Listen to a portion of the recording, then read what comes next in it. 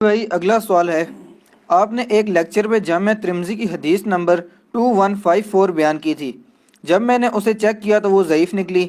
Please اس حوالے سے اپنا رجوع ویڈیو میں ریکارڈ کروا دیں، جزاک اللہ خیرہ۔ ہم سے سارے رجوع ہی مانگتے رہتے ہیں،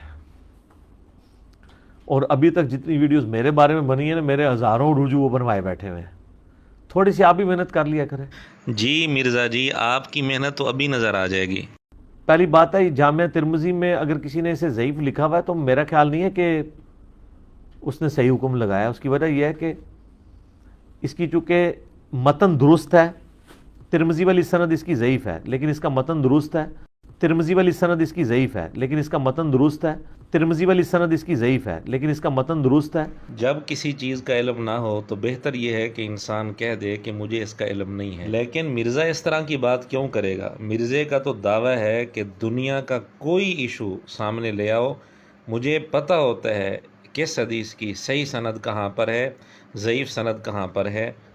مجھے بتائیں، ان سے اگر آپ آگے پوچھیں کہ ہاں جی بتائیں مفتی صاحب یہ حدیث جو آپ نے ابو داؤد سے پیش کی ہے اس میں تو شریک القاضی کی تدلیس ہے، تو اس کی سما کی تصریح کس کتاب میں ہے؟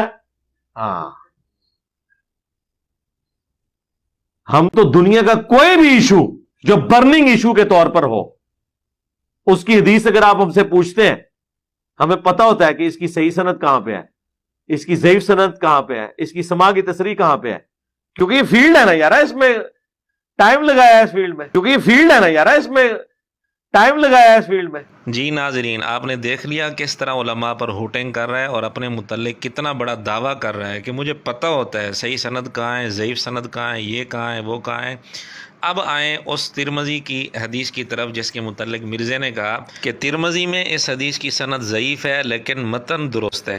اب ترمذی کی سند میں یہ راوی ہیں قتیبہ، عبد الرحمن بن زید، عبید اللہ بن عبد الرحمن بن موہب اور عمرہ۔ اب ہمارا سوال یہ ہے کہ ترمذی کی اس سند کو تو مرزا جہلمی نے ضعیف قرار دے دیا، تو پہلے تو جہلمی فرقہ یہ بتائے کہ اس سند کے اندر کون سا راوی ہے جو ضعیف ہے جس کی وجہ سے مرزے نے سند کو ضعیف کہا ہے۔ پھر اس کے بعد جہلمی فرقہ اس متن کی ایسی کوئی سند پیش کرے جو صحیح ہو اور اس کے اندر وہ راوی نہ ہو۔ اگر جہلمی فرقے کو یہ بات سمجھ نہ آئے تو دوبارہ سن لے، پہلے تو یہ بتانا ہے کہ اس سند کے اندر کون سا راوی ضعیف ہے، پھر اس متن کی ایسی سند پیش کرنی ہے جو صحیح ہو اور اس میں یہ راوی نہ ہو۔ ہمیں انتظار رہے گا کہ جہلمی فرقہ اپنے مرزا جی سے پوچھ کر کب ہمارے سوال کا جواب دے گا۔ ناظرین یقین جانیے، اگر اس سند کو ضعیف کہا جائے تو اس کے علاوہ کوئی سند ایسی نہیں ہے اس حدیث کی کہ جو صحیح ہو۔ اگر جہلمی فرقے کو یقین نہیں ہے تو اپنے مرزا جی سے پوچھ کر اس متن کی اس سند کے علاوہ، ترمذی والی سند کے علاوہ کوئی اور سند لے آئیں جو صحیح ہو، تو ہم مرزے کو اس مسئلے میں سچا تسلیم کر لیں گے۔ وَقُلْ جَاءَ الْحَقُّ وَزَهَقَ الْبَاطِلُ إِنَّ